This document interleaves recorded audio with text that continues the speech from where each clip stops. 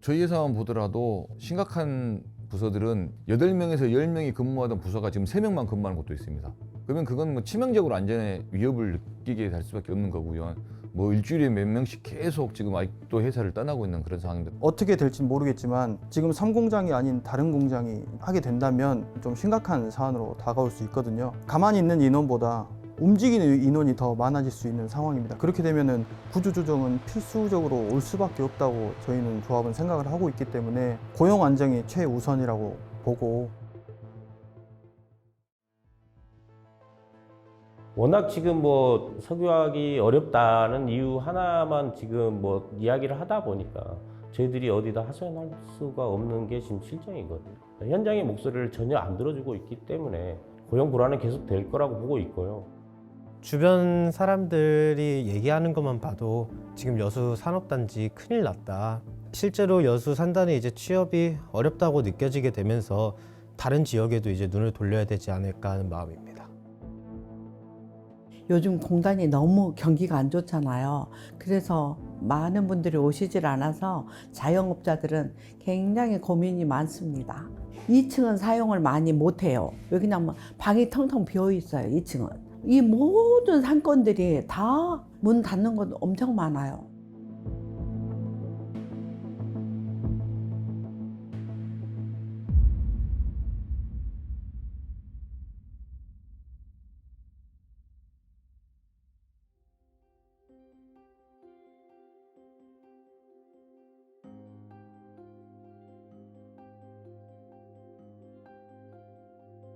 기본적으로 석유화학은 사람이 안전이라고 하거든요. 그래서 인원이 얼마만큼 확보가 됐느냐가 안전을 판단하는 척도이기도 합니다만은 저희 회사만 보더라도 기존 2년, 3년 전에 저희 회사의 기존 인원에 비해서 심각한 부서들은 8명에서 10명이 근무하던 부서가 지금 3명만 근무하는 곳도 있습니다. 그러면 그건 뭐 치명적으로 안전에 위협을 느끼게 될 수밖에 없는 거고요. 그런 것들이 결국은 저희가 고용이 불안하기 때문에 다른 곳으로 떠나는 거고요.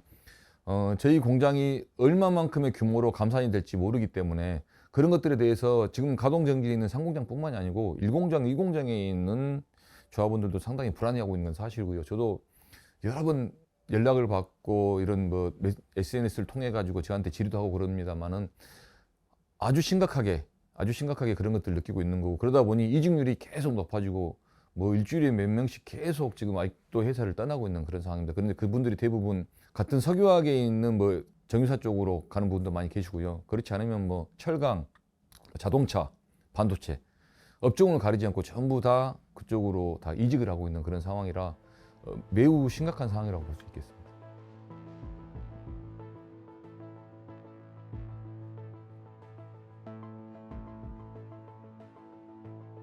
지난 12월 2일 날 석유화학 특별법이 이제 통과가 됐는데, 거기에서 이제 저희가 가장 중요하게 볼 것은 고용 안정이지 않습니까? 근데 이 부분을 지키고 최소한으로 했으면 좋겠습니다.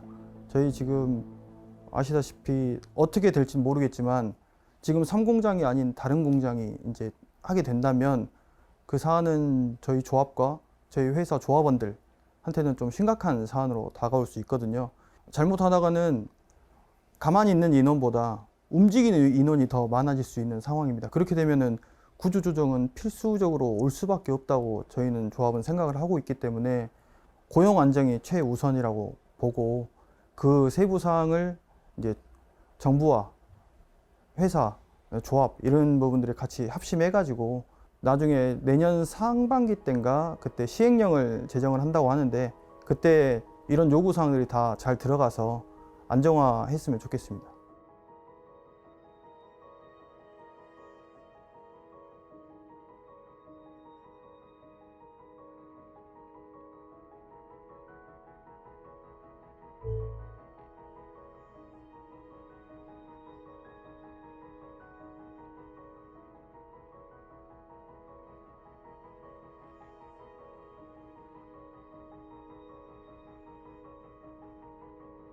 솔직히 말씀드리면 고용이죠. 솔직히 여수 산단 내에 사내하청이라는 노동자들이 노동조합 단체를 만들고 나서부터 계속 주기장창 이야기하는 거는 다른 게 아니었어요. 고용이라는 단어를 계속을 주기장창 저희들은 논하고 있거든요. 하지만 어느 곳에서도 저희 고용 문제에 대해서는 논하지를 않는다는 거죠. 대기업 같은 경우는 고용에 대한 부분에 대해서는 이야기를 하지 않습니다. 왜냐하면 전환 배치를 하면 된다는 이런 생각을 갖고 있기 때문에. 근데 저희들은 고용 부분에 대해서 논의할 수 있는 주체가 없는 거죠. 하청을 담당을 하고 있는 대표들하고 노동의 문제를 가지고도 이야기를 해도 그분들도 어차피 저희들의 그 고용을 가지고는 이야기를 할 수 없거든요. 워낙 지금 석유화학이 어렵다는 이유 하나만 지금 이야기를 하다 보니까 저희들이 어디다 하소연할 수가 없는 게 지금 실정이거든요. 고용위기 지역이 선정됐다고 해도 과연 이분들한테 그만한 혜택이나 아니면 어떠한 고용 불안이나 이런 문제들이 논의가 될지 이런 데서 솔직히 의구심이 많이 들고 있습니다. 현장의 목소리를 전혀 안 들어주고 있기 때문에 고용 불안은 계속 될 거라고 보고 있고요.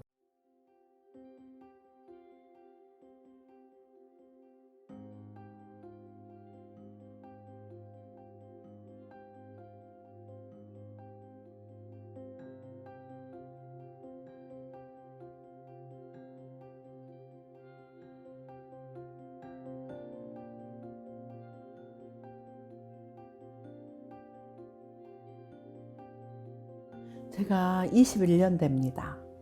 2005년 초부터 지금까지 해나가고 있으니까 약 21년간 해왔습니다. 요수는 산업단지 공단이 있기 때문에 공단에서 회식도 가끔 하시는데 요즘 공단이 너무 경기가 안 좋잖아요.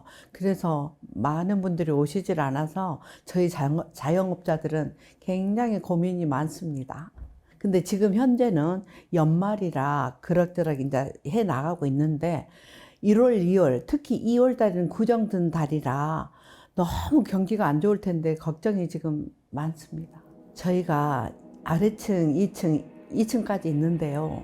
주로 아래층만 거의 사용을 하게 되고 2층은 사용을 많이 못 해요. 왜냐면 방이 텅텅 비어 있어요, 2층은.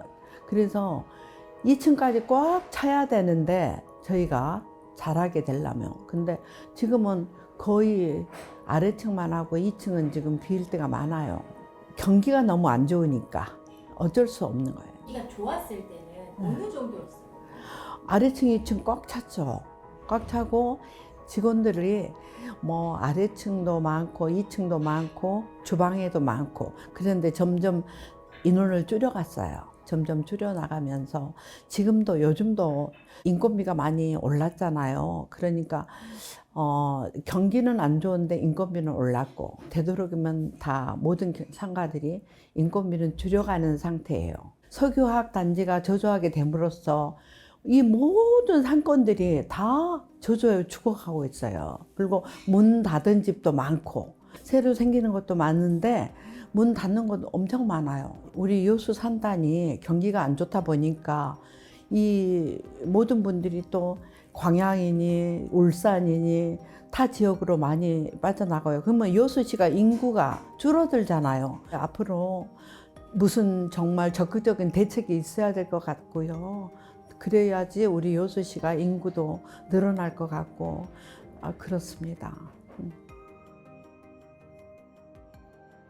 IMF 시절 때부터 보면 여수는 계속 호황이었어요. 실질적으로 회식이나 이런 것들을 봐도 자리 잡기가 힘들 정도로 굉장히 좋았었어요. 근데 지금은 그렇지 않은 게 사실인 것 같고 예전에는 평일 저녁이어도 식당들이 거의 다 많이 차고 그랬거든요. 요즘에는 근데 거리가 너무 조용해요. 예전에 느꼈던 그 분위기하고 지금 분위기하고는 확연히 차이가 나고 있습니다. 상당히 많이 줄었죠. 일단 비용이라든가 호주머니가 얇아져서 줄어든 것도 있지만 이 분위기라는 게 있습니다. 지금 우리가 이렇게 어려운 상황 속에서 회식을 하고 술잔을 기울이거나 식사를 할 수 있는 분위기 자체가 안 되기 때문에 스스로들 많이 의기소침해서 안 나가는 경우도 있고요. 지역 경기는 아주 불황이라고 봐야 됩니다. 그래서 어려워진 건 사실이고 회식이 줄어든 건 확실히 사실이고요. 그런 것들에 대한 대응책이 빨리빨리 나와서 다시 지역이 좀 살아날 수 있었으면 좋겠습니다.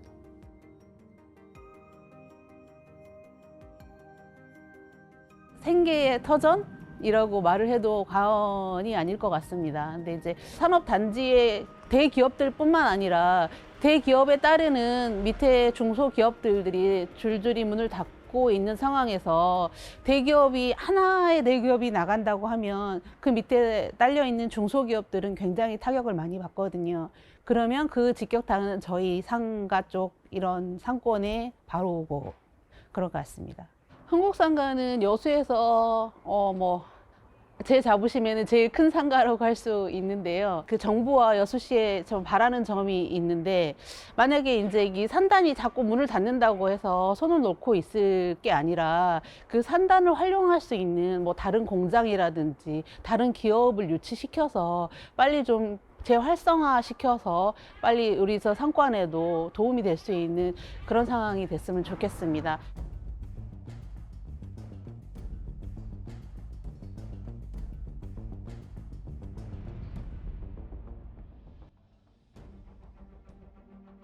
여수 경제에서 봤을 때 전체의 한 43% 정도가 석유화학입니다. 뭐 의존도가 생각보다 낮네라고 생각할 수 있지만 이게 뭐 상권, 그러니까 뭐 상업지역이라든가 이런 것들도 모두 의존하는 건 결국은 석유화학이라고 볼 수 있거든요. 그러니까 지금 여수에서 산업이라고 할 수 있는 건 석유화학 하나밖에 없기 때문에 실질적으로는 훨씬 더 높은 경제 의존도를 가지고 있다고 볼 수 있습니다. 그러니까 석유화학이 무너지면 전반적으로 업황이 굉장히 다운된다고 볼 수 있고요. 우선 매출액 기준으로 여수 전체 이 경제 총조사에서 나온 여수 전체 매출액은 한 78조 2,300억 수준입니다. 그 중에서 석유화학 부분이 33조 8,700억 수준을 차지하기 때문에 43% 이상 차지하고 있는 거거든요. 한 반 정도를 석유화학 부분이 여수 전체 매출을 차지하고 있다. 그만큼 규모가 큰 것이죠. 그러한 만큼 석유화학의 침체는 여수 경기 전체의 침체라고 할 수 있습니다. 더군다나 뭐 잘 아시다시피 화학산업에 종사하시는 분들은 상대적으로 고연봉 직종입니다. 고연봉자들이 상대적으로 경기 침체로 인해서 돈을 쓰지 않는다? 그러면 상권의 침체가 될 것이다. 이렇게 연쇄 효과가 있을 거로 예상해 볼 수 있습니다. 지금 주목되는 지표 중에 하나가 여수 경제가 얼마나 상권이 지금 얼마나 어렵다 하는 지표 중에 하나가 여수 원도심의 소규모 상가 공실률을 보시면은 12.9% 정도였거든요. 2분기에 그 공실률 수치가 굉장히 높아졌습니다. 35% 정도까지 올라갔거든요. 여수시 원도심 소규모 상가의 공실률이 35%를 넘었다는 건 상권이 붕괴되는 수준 정도의 공실률이다. 이렇게 해석해 볼 수 있어요. 그만큼 여수 경제가 지금 굉장히 어려움을 겪고 있다라고 해석이 됩니다.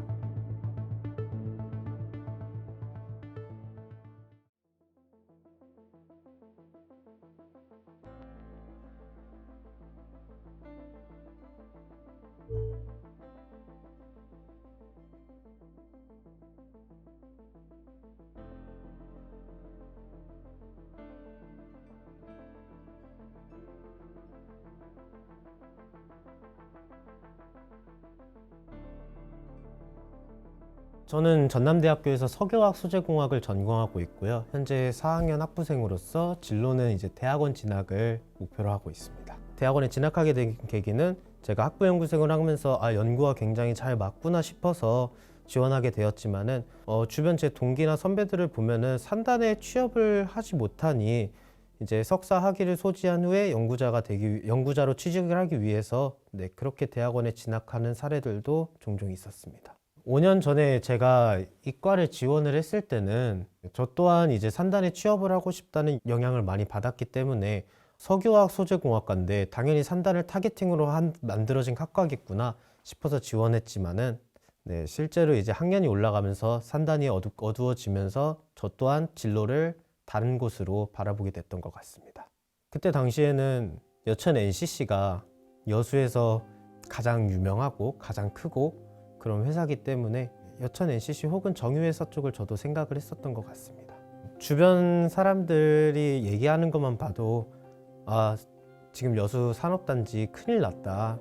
실제로 매출도 굉장히 많이 떨어져가지고 적자를 계속 보고 있는 상황이고 산단과 연계한 인턴 기회나 아니면은 학생들이 취업을 준비를 함에 있어서 석유화학은 잠시 좀 눈을 내려놓는 그런 추세입니다.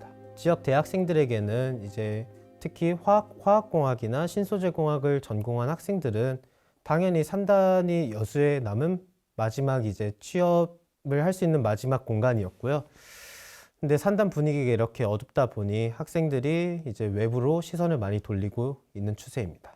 제가 저학년일 때는 금호석유화학이나 롯데케미칼 그리고 GS 칼텍스까지 해서 굉장히 현장 체험 학습도 많이 다니고 했는데요. 그때 아무래도 동기부여를 받고 저렇게 멋있는 기업에 취업하고 싶다라고 생각해서 특정 회사를 딱 노리고 지원하는 학생들이 많았었는데 그렇지 못하고 다른 곳에 눈을 돌리게 되니까 취업 준비하는 학생들에게도 굉장히 혼동이 있었습니다. 제 개인적인 마음으로는 이제 수도권이나 타 산업으로 이동하는 게 맞지 않을까 싶습니다. 여수에 이제 남고 싶은 마음은 많지만은 실제로 여수 산단에 이제 취업이 어렵다고 느껴지게 되면서 다른 지역에도 이제 눈을 돌려야 되지 않을까 하는 마음입니다. 폴리프로필렌을 그냥 생산을 했었다면은 이제 고분자량 폴리프로필렌을 생산을 한다거나 아니면은 좀 더 비싼 재료들을 우리나라는 기술력이 좋으니까 기술력으로 경쟁을 하기 위해서는 좀 더 비싼 제품을 훨씬 더 많이 만들어서 생산을 해야 된다고 생각합니다. 어렵다는 건 압니다. 중국의 이제 값싼 인건비 때문에 물건들도 많이 나오고 재료가 절대적으로 값쌀 수밖에 없지만은 한국의 기업들이 이제 서로 힘을 뭉쳐서 이 어려운 상황을 풀어가야 되지 않을까라고 저는 생각을 합니다.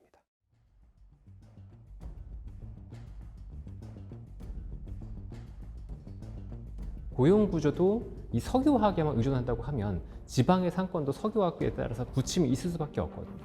근데 이게 만약에 그냥 단순 경기 변동이라고 한다면 상권도 그냥 참으면 되는 건데 그게 아니고 구조적으로 이게 무너지는 것이 아니냐에 대한 우려가 커진다고 한다면 여수 전체적으로 이제 도시의 활력이라든가 그다음에 도시 성장성이라든가 이런 것들에 대한 의구심 그리고 그냥 두려움 이런 게 커질 수밖에 없는 상황이죠. 울산도 똑같이 중화학공업을 육성하면서 1970년대에 바다가 인접해 있고 항구가 있다 보니까 이 동시에 이제 개발이 됐던 지역이라고 볼 수 있는데 여수는 석유화학에 특화돼서 개발이 됐어요.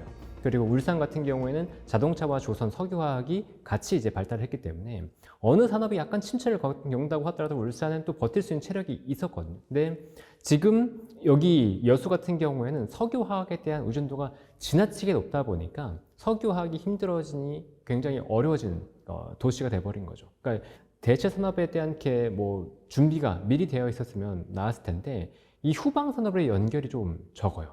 석유화학을 만들었으면 석유화학 제품 가지고 뭔가 다른 제품으로 바로 연결했으면 훨씬 유리할 텐데 울산 같은 경우에는 자동차 부품사들이 석유화학 제품들을 바로 사용해서 쓴다고 볼 수 있잖아요. 그런데 여수 같은 경우는 그런 게 좀 부족했다. 그래서 가장 큰 충격을 받고 있는 게 이제 여수나 대산 산단이다라고 보면 될 것 같습니다. 금융투자로 돈 벌기 쉽지 않으시죠? 그런데 불가능한 것도 아니죠. 글로벌 IB 트레이더의 눈으로 본 더 넓은 금융의 세계, 그들의 투자의 기술 정말 궁금하지 않으십니까? 여러분들을 응원합니다.